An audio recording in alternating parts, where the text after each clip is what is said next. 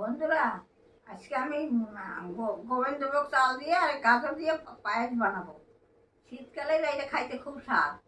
তোমরা দেখো কিভাবে আমি বানাই, দেখতে থাকো। চালটা আমি এখন ধুইয়া 10 মিনিট ভিজেই রেখে দেবো।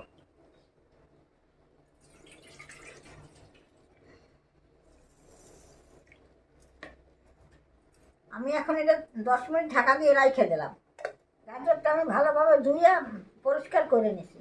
এখন আমি এটা দিয়ে ঘষে নেব।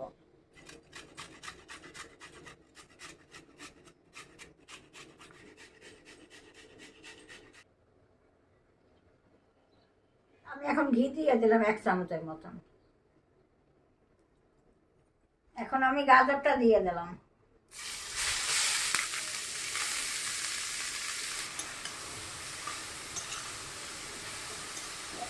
গাজরটা আমি এখন খুব ভালো করে ভেজে নেব।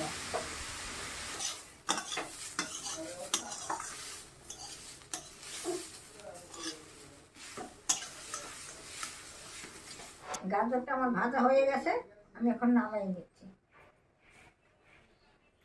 আমি এখন কড়াইয়ের মধ্যে দুধ দিয়ে দিচ্ছি। দুধটা বলক চলে আসছে, আমি এখন গোবিন্দভোগ চালটা দিয়ে দিচ্ছি।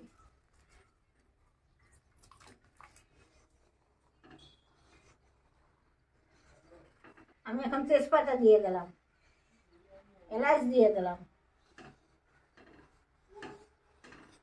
অল্প লবণ দিয়ে দিলাম। আমি এখন কাজু কিশমিশটা দিয়ে দিলাম। চালটা আমার সেদ্ধ হয়ে গেছে, আমি এখন গাজরটা দিয়ে দিচ্ছি।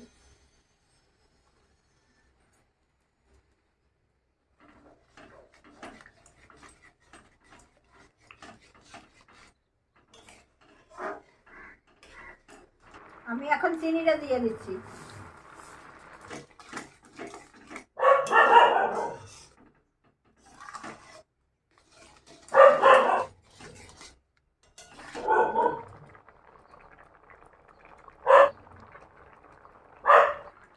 আমার গাজরের মিষ্টান্ন হয়ে গেছে, আমি এখন নামাই নেব।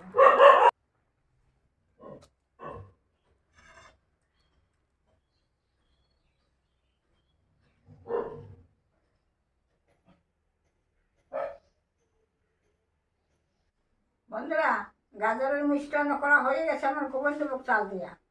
এখন আমি একটু খাইয়ে দেখবো কেমন হয়েছে খাইতে। কিন্তু শীতকালে এটা খাইতে খুব স্বাদ হয়, তোমরা বানাই খাইও।